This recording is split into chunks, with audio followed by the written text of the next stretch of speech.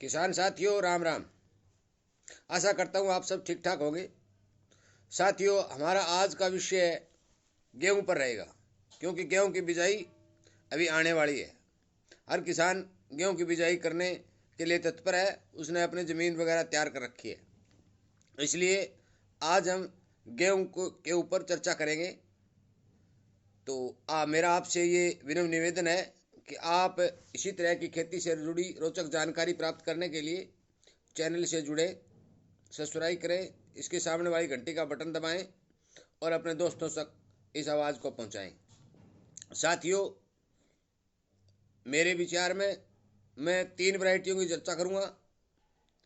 पहली वैरायटी जो पूसा दिल्ली से कई साल पहले विकसित हुई है वो है 2851।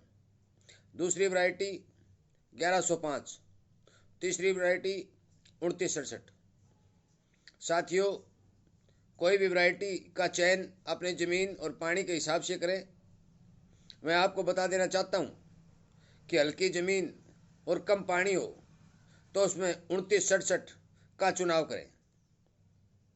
नंबर 2, यदि अच्छी ज़मीन है और पानी भी ठीक है तो 1105 वैरायटी का चुनाव करें।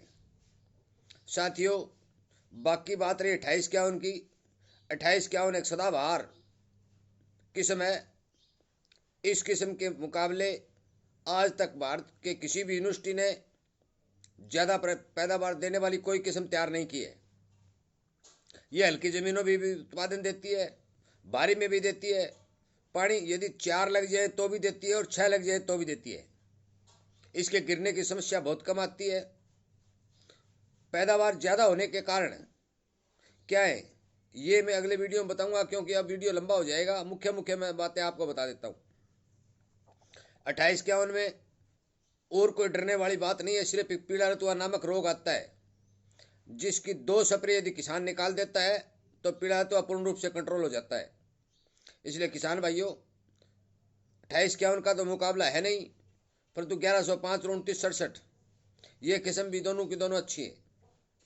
इनकी बिजाई करते समय आपको एक बात विशेष तौर पर ध्यान रखनी होगी, क्योंकि मुझे नहीं लगता कि किसी एरिया में फंगस का रोग ज़मीन में नहीं है। हर तरह की ज़मीन, चाहे हल्की ज़मीन हो चाहे भारी ज़मीन हो, उसमें फंगस का रोग जरूर है।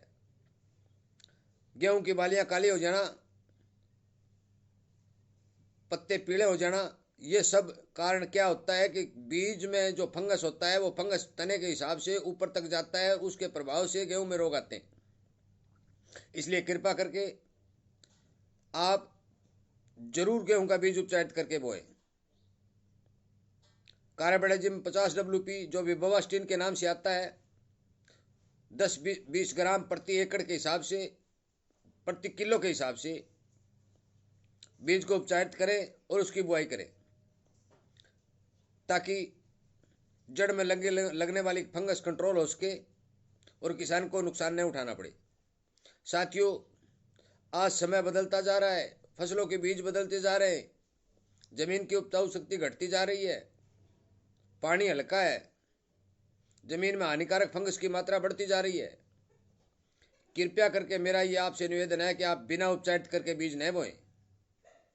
यदि आप बिना उपचारित करके बीज बोएंगे तो हो सकता है कि उसमें कोई रोग पैदा हो जाए और फंगस आने के कारण आपके पौधे खत्म हो जाएं।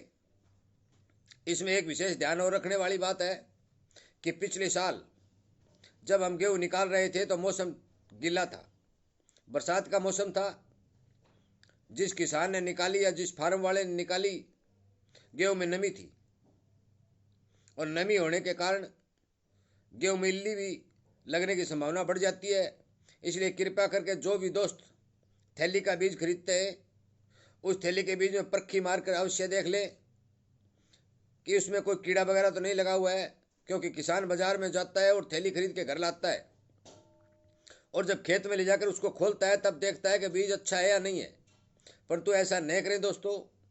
जिस दुकान से खरीदें उसी दुकान पर उसी टाइम उसमें परखी मारकर बीज को चेक करें और फिर उसको खरीदें। यदि आप घर की पैदा हुई गेहूं को बोना चाहते हैं तो भी अच्छा है, आप बो सकते हैं, परंतु उसे भी उपचारित करते हैं।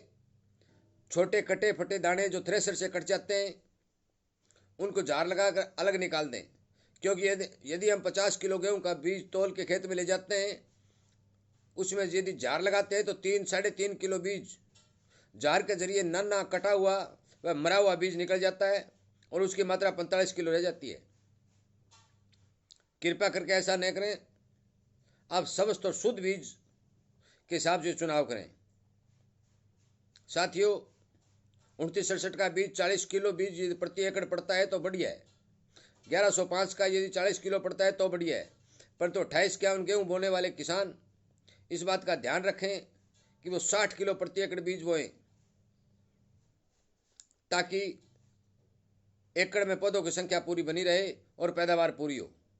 साथियों, वीडियो ज़्यादा लंबा नहीं बनाता हुआ मैं इस बात का यही विराम देता हूँ और आपको आगाह करता हूँ कि आप किसी प्रकार की गलती न करें, क्योंकि पानी बहुत मुश्किल से मिलता है और एक बार बिजाई यदि उकचुक हो जाती है या गलत हो जाती है तो दूसरी बिजाई करने में विलंब हो जाता है और पैदावार घट जाती है। साथियों, सावधानीपूर्वक बीज खरीदें, बीज को तैयार करें और फिर खेत में बोएं। धन्यवाद।